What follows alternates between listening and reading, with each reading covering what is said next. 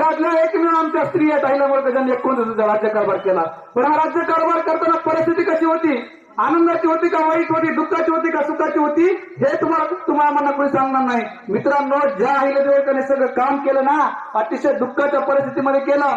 आधी नवऱ्याचा मृत्यू झाला खंडेराव होळकरांचा, नंतर सासऱ्याचा मृत्यू झाला, आईपेक्षाही जास्त प्रेम करणारा आणि मार्गदर्शन करणारे सासूचा मृत्यू झाला, नंतर मुलीचा मृत्यू झाला, एकुलती एक मुलगी होती मुक्ता, नंतर जावयाचा मृत्यू झाला यशवंत पंसे नावाच्या जावळ, मग एकुलता एक मुलाचा मृत्यू झाला मालेरावाचा. आता फक्त नातू राहिला त्यांच्या आयुष्यामध्ये नतोबा, त्याचा देखील मृत्यू झाला.